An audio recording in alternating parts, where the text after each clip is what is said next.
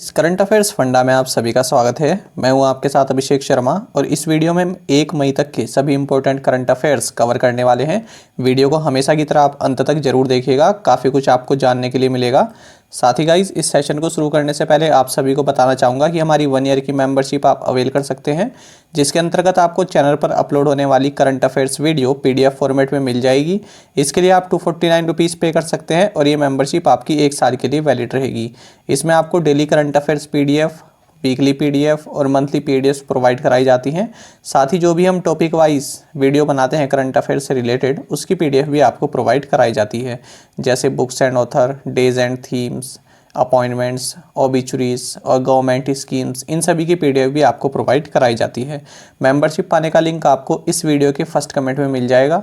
कोई भी आपकी क्वेरी हो तो हमें कमेंट बॉक्स में ज़रूर लिखिएगा। तो चलिए फिर करते हैं शुरुआत इस वीडियो सेशन की। NCDEX के MD और CEO के रूप में किसे नियुक्त किया गया है? ऑप्शंस आपके सामने हैं और करेक्ट आंसर होगा option a. Arun Raste has been appointed as the MD and CEO of NCDEX। NCDEX का मतलब है national commodity and derivatives exchange. तो इसके जो है ये MD एंड CEO बनाए गए हैं 5 साल के लिए।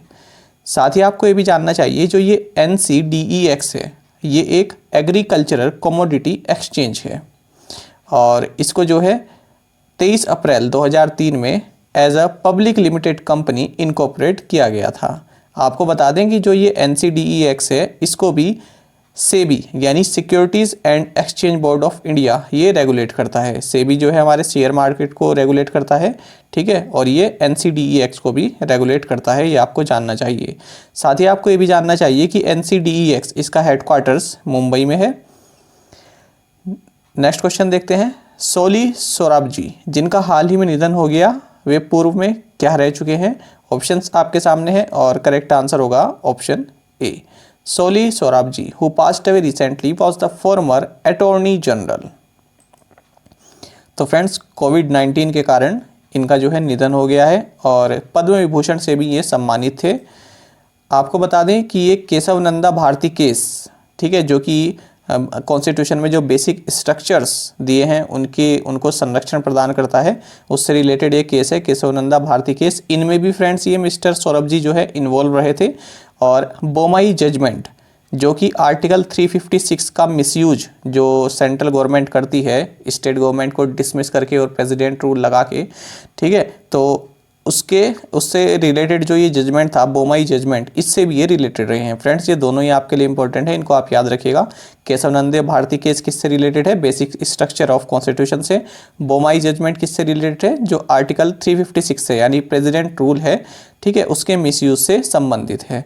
तो इस तरह के क्वेश्चन भी पूछ ले जाते हैं। साथ ही आपको ये भी जानना चाहिए कि मिस्टर सौरभ जी जो हैं ये 1989 में अटॉर्नी जनरल बने थे पहली बार, उसके बाद फिर 1998 से 2004 के बीच भी ये अटॉर्नी जनरल बने रहे। 1997 में इन्हें United Nations special reporter for Nigeria ये सेलेक्ट किया गया था, ये अपॉइंट किया गया था, यानी कि नाइजीरिया से रिलेटेड जो भी कैबिनेट मीटिंग्स होती हैं उसकी रिपोर्ट तैयार करना, ठीक है, उसको बोलते हैं रिपोर्टर। साथ ही आपको ये भी जानना चाहिए, अगर हम अटॉर्नी जनरल की बात करें तो आर्टिकल 76 अटॉर्नी जनरल से रिलेटेड है, ठीक है, इसके अपॉइंटमेंट से रिलेटेड है। साथ ही आपको ये भी जानना चाहिए, सीधा सीधा क्वेश्चन पूछा जाता है, 4 ऑप्शन दे दिए जाते हैं कि भारत में हाईएस्ट लॉ ऑफिसर कौन है, तो उसका आंसर होता है अटॉर्नी जनरल। साथ ही आपको ये भी जानना चाहिए कि अटॉर्नी जनरल को अपॉइंट कौन करता है? प्रेसिडेंट करते हैं। आगे बढ़ते हैं। BOB फाइनेंशियल सॉल्यूशंस लिमिटेड ने निम्नलिखित में से किसके साथ मिलकर कॉन QR की शुरुआत की? ऑप्शंस आपके सामने हैं और करेक्ट आंसर होगा option D. So BOB financial solutions limited in partnership with master card launched CON QR या कॉन QR इसको बोल सकते हैं। तो फ्रेंड्स ये क्या है? कॉन QR क्या है? ये master card QR on card solution है, यानी कि जो मास्टर कार्ड है, जो कार्ड होता है हमारा, उसी पर QR कोड बना हुआ है। तो इसके तहत जो भी स्मॉल बिजनेसेस हैं वो पेमेंट्स कर भी सकते हैं और पेमेंट रिसीव कर भी सकते हैं। साथ ही आपको ये भी जानना चाहिए कि जो मास्टर कार्ड है इसके CEO हैं माइकल मईबैश और एग्जीक्यूटिव चेयरमैन है अजय बांगा।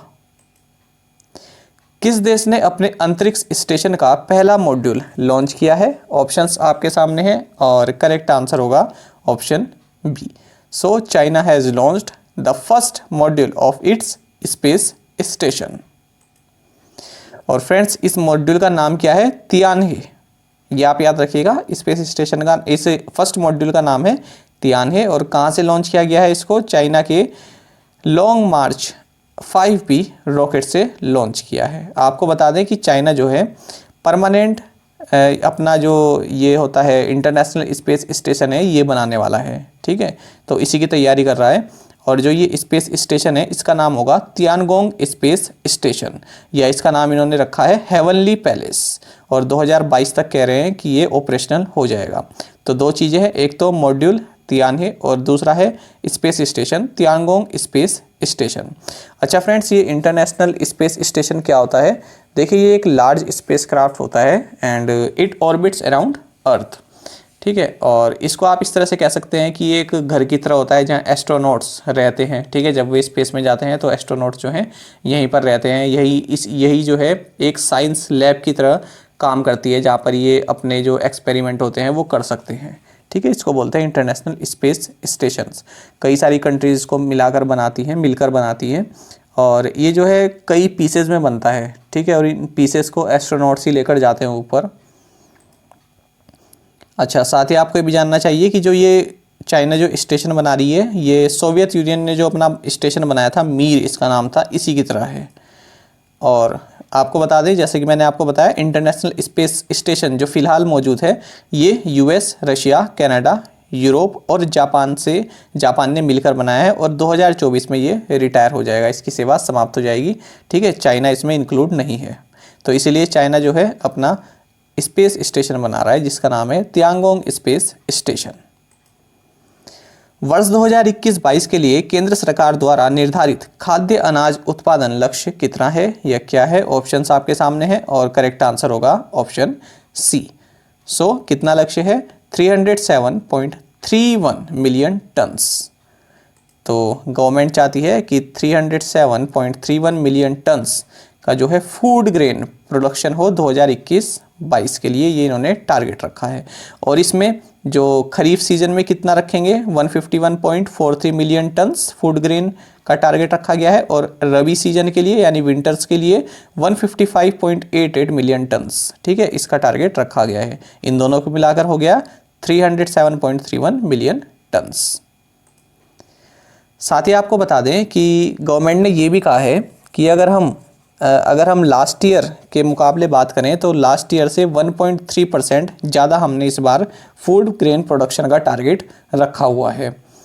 और फ्रेंड्स, आपको बता दें कि इकोनॉमिक सर्वे 2021 के अनुसार जो भारत में एग्रीकल्चर का जो शेयर है GDP में, भारत की GDP में, ये 2019-20 में 17.8% था। तो इससे बढ़कर अब ये 2020-21 में 19.9% हो गया है। काफ़ी इंपॉर्टेंट पॉइंट है, इसको आप नोट डाउन जरूर कर लीजिएगा क्योंकि इकोनॉमिक सर्वे के बारे में बता रहा है और एग्रीकल्चर का GDP में कितना कॉन्ट्रीब्यूशन है इसके बारे में बता रहा है।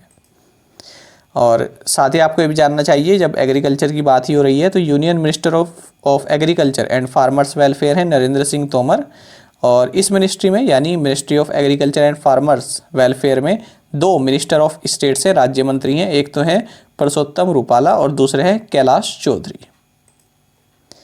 माइकल कॉलिंस, जिनका हाल ही में निधन हो गया, का संबंध किस अंतरिक्ष मिशन से था? ऑप्शंस आपके सामने हैं और करेक्ट आंसर होगा ऑप्शन सी। तो माइकल कॉलिंस, इनका संबंध अपोलो 11 और जेमिनी 10, इन दोनों ही जो ये आपके अंतरिक्ष मिशन रहे हैं इनसे रहा है। सो फ्रेंड्स, अपोलो 11 स्पेस जो फ्लाइट थी, इस मिशन को सफलतापूर्वक चांद की सतह पर उतारने वाले माइकल कॉलिंस, इनका निधन हो गया है। और इन्हीं की वजह से जो आपके नील आर्मस्ट्रॉन्ग थे और बज ऑल्ड्रिन थे, ये सुरक्षित चांद की सतह पर पहुंचे थे और वापस धरती पर आए थे, ठीक है। तो ये जो अपोलो 11 जो मिशन था, ठीक है, इन्होंने ही फ्लू किया था इसको, इस स्पेस फ्लाइट को यही लेकर गए थे ऊपर, ठीक है। वैसे इस मॉड्यूल का नाम था, जो कमांड मॉड्यूल इसका नाम था कोलंबिया, इसको ये लेकर गए थे। ये फोटो तो आपने देखी होगी। तो बीच में ये हैं माइकल कॉलिंस। और फ्रेंड्स ये 2 बार स्पेस में जो है फ्लाई कर चुके हैं। पहली बार इन्होंने किया था जेमिनी 10, ठीक है, ये 1966 में इन्होंने किया था जेमिनी 10, ये एक स्पेस फ्लाइट थी। उसके बाद फिर अपोलो 11 कमांड मॉड्यूल कोलंबिया, ये किया था इन्होंने। ट्राइफेड और निम्नलिखित में से किसने आदिवासी विकास और रोजगार सृजन की दिशा में एक साथ काम करने हेतु एक समझौता ज्ञापन पर हस्ताक्षर किए हैं?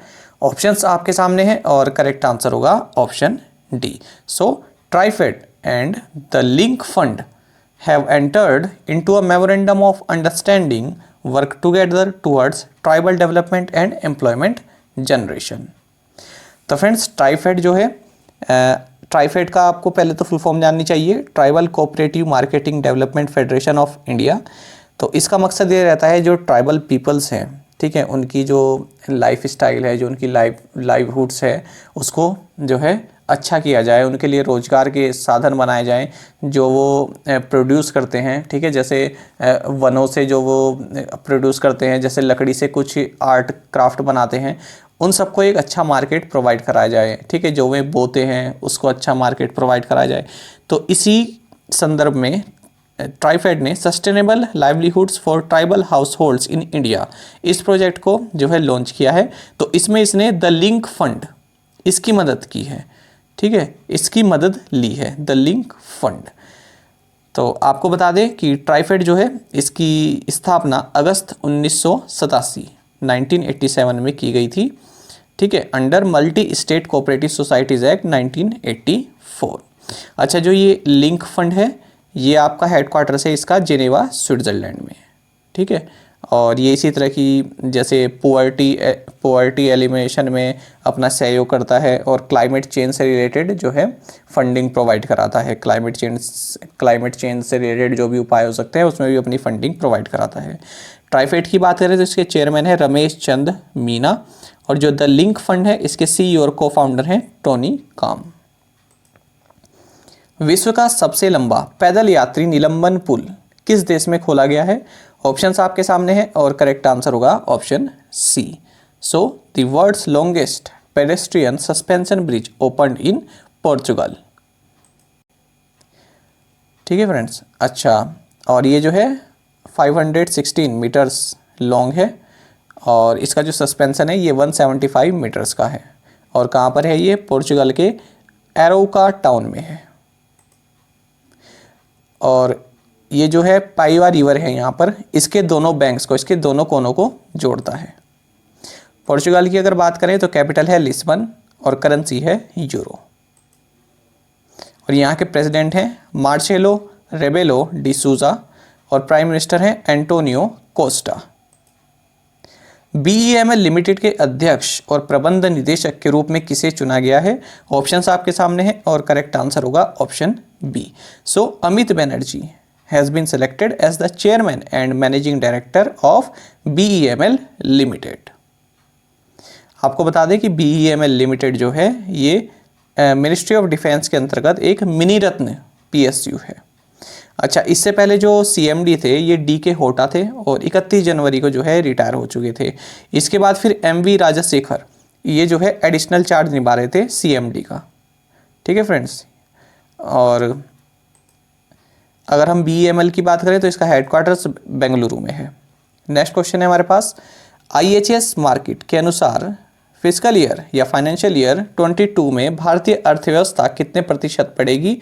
ऑप्शंस आपके सामने हैं और करेक्ट आंसर होगा ऑप्शन सी, 9.6% से जो है ग्रो करेगी, ठीक है फ्रेंड्स। अच्छा, और साथ ही आपको ये भी जानना चाहिए कि जो ये IHS मार्केट लिमिटेड है ये एक अमेरिकन ब्रिटिश इंफॉर्मेशन प्रोवाइडर है और कहाँ पर लोकेटेड है? लंदन में लोकेटेड है। ये सभी आप देख सकते हैं जो लेटेस्ट रेटिंग बताई गई है यहाँ पर भारत की GDP ग्रोथ की। IHS मार्केट ने 9.6 कहा है। ये फिजिकल ईयर 22 की बात हो रही है, ठीक है, इसमें नोमुरा भी है और ये है 11.5 के रेटिंग से 10.2, ठीक है, इस तरह से दिया गया है। मनोज दास जिनका हाल ही में निधन हो गया किस भाषा के प्रख्यात लेखक थे? ऑप्शंस आपके सामने हैं और करेक्ट आंसर होगा ऑप्शन डी। तो उड़िया और इंग्लिश इन दोनों भाषाओं के ये लेखक थे और इनका हाल ही में निधन हो गया है। और इनकी काफ़ी फेमस मेमोआर भी है, chasing the rainbow growing up in an Indian village, जो कि इन्होंने 2004 में लिखी थी। इन्हें 2020 में पद्म भूषण से भी सम्मानित किया जा चुका है। अरुण कुमार सिंह, जिनका हाल ही में निधन हो गया, किस राज्य के मुख्य सचिव थे? ऑप्शंस आपके सामने हैं और करेक्ट आंसर है option A. So Arun Kumar Singh who passed away recently was the chief secretary of Bihar. ठीक है फ्रेंड्स, तो ये सीटिंग चीफ सेक्रेटरी थे और इनकी हाल ही में कोविड-19 के कारण जो है इनका निधन हो गया है।